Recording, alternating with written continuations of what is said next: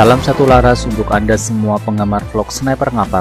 Pada kesempatan kali ini, Sniper Ngapak akan membahas mengenai perburuan macan tutul yang banyak dilakukan oleh para turis di Afrika, di mana perburuan macan tutul biasanya diselenggarakan oleh biro khusus yang telah disahkan oleh pemerintah setempat dengan regulasi yang sangat ketat dikarenakan populasi macan tutul yang terbatas. Seekor macan tutul ini dihargai sangat mahal untuk sekali perburuan hewan yang cukup langka ini di wilayah negara Afrika, khususnya Afrika bagian selatan. Hanya orang-orang kaya dan kaum elit yang mampu untuk membayar trofi macan tutul dengan harga yang sangat fantastis.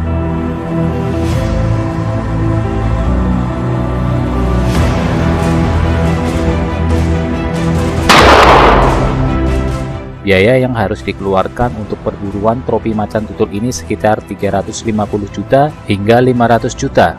Perburuan ini biasanya dilakukan selama 14 hari, dikarenakan medan yang sangat luas dan target yang susah dicari. Macan tutul merupakan salah satu hewan paling sulit untuk ditemukan dan diburu dari beberapa kelompok karnivora yang menguasai padang savana di Afrika. Hewan lain yang cukup sulit untuk diburu adalah singa Afrika, badak, gajah, dan kerbau. Kesulitan di sini mengarah pada tingkat keamanan, ancaman, dan lokasi perburuan.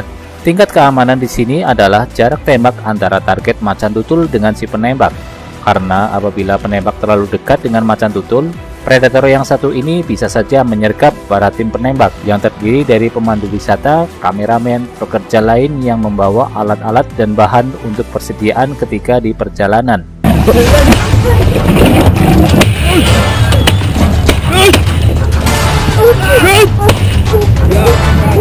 Jarak ideal menembak macan tutul adalah 50 meter hingga 80 meter. Penentuan jarak bukan saja hanya untuk keamanan, tetapi juga tingkat akurasi tembakan yang efektif dalam membidik titik vital target buruan.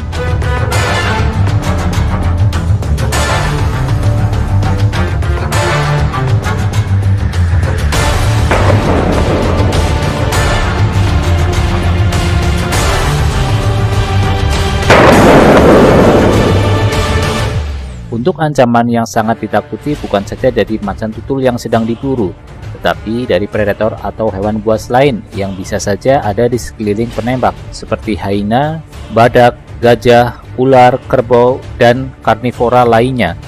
Sifat macan tutul yang selalu waspada dan pintar dalam berkamuflase serta bersembunyi di semak-semak belukar juga menjadi ancaman yang serius dikarenakan mereka ada yang berkelompok dan ada juga yang terpisah untuk menjaga kawasan teritorialnya. Bayangkan saja jika ada salah satu macan tutul yang memang sudah terpancing untuk memakan umpan yang diikatkan di pohon, tetapi ada beberapa temannya yang mengawasi dari kejauhan dan secara diam-diam sudah berada di belakang tim pemburu. Karena memang gerakan macan tutul yang sangat senyap dan penciuman mereka yang tajam. Itulah ancaman yang sangat ditakuti oleh tim pemburu dan pendamping dari Biro Khusus Perburuan di Afrika.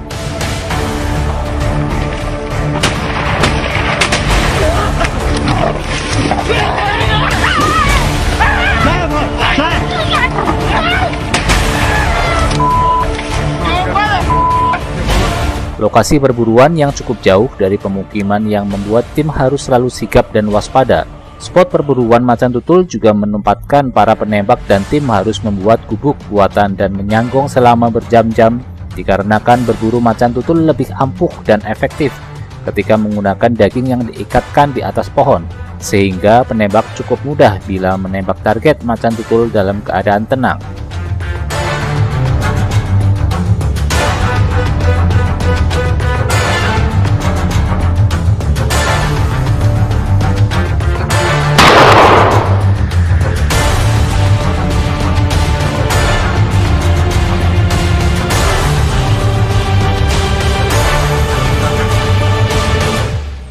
Daging ini biasanya diambil dari perburuan hewan lainnya sebelum berburu macan tutul.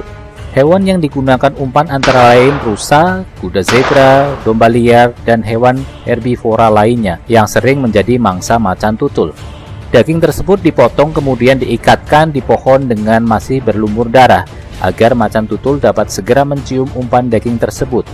Tujuan diikatkan di pohon karena hanya macan tutul yang dapat mencapai pohon yang tinggi dan batang yang kecil, sehingga predator lain seperti singa, hyena tidak dapat memakan umpan tersebut.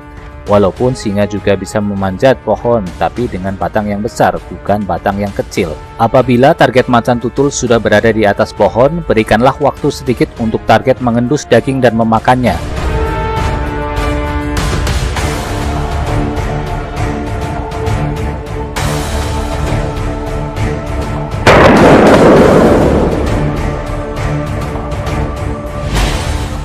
Ketika sudah dalam posisi yang diam, pemburu akan fokus membidik titik vital macan tutul tersebut.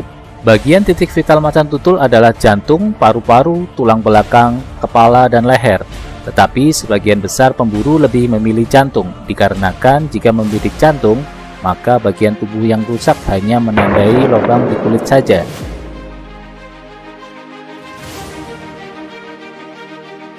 Jika menembak bagian kepala, maka tengkorak akan hancur, sedangkan seluruh bagian tubuh macan tutul juga bernilai tinggi, terutama bagian kulitnya, yang sangat mahal harganya. Selanjutnya bagian tengkorak kepala, gigi, dan cakarnya.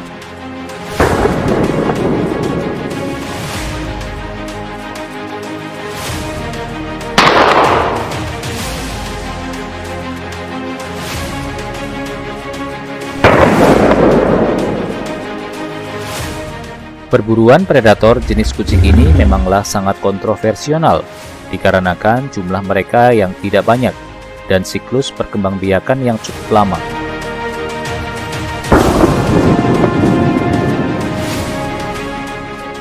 Tetapi masih diperbolehkan untuk diburu walaupun dengan peraturan dan regulasi yang sangat ketat. Tak hayal bagi para pecinta hewan selalu melakukan aksi protes dan demo terhadap perburuan spesies macan tutul ini di Afrika. Protes banyak dilakukan oleh pecinta hewan, baik dari media sosial, media elektronik, dan kampanye tentang kepunahan macan tutul. Memang semua itu dinilai negatif apabila dilihat dari sisi pecinta hewan. Tapi semua aksi yang dilakukan pecinta hewan hanyalah sebuah aksi yang tidak berpengaruh di negara Afrika. Pada kenyataannya, di Afrika masih diperbolehkan. Dengan adanya pengelolaan yang baik dari pemerintah Afrika dan bekerja sama dengan Biro Khusus Perburuan Hewan ini, tujuan dari tropi perburuan hewan di Afrika ini bagi para pemburu mendapatkan efek positif, di mana pendapatan negara meningkat dan perekonomian untuk rakyat khususnya di Afrika Selatan yang notabene masih terbilang miskin bisa sedikit demi sedikit membaik.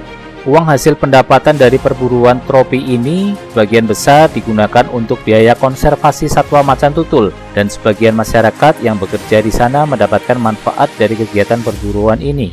Bagian tubuh macan tutul juga dapat dimanfaatkan secara ekonomis sebagai souvenir yang meningkatkan wisatawan yang datang ke Afrika Selatan tanpa harus membayar tropi mahal berburu macan tutul.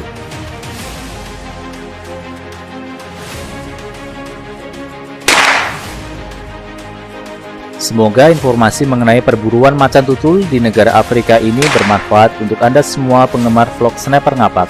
Jangan lupa like, share, komen, dan subscribe channel YouTube Sniper Ngapak untuk mendapatkan informasi mengenai hobi berburu dan menembak lainnya. Salam satu laras.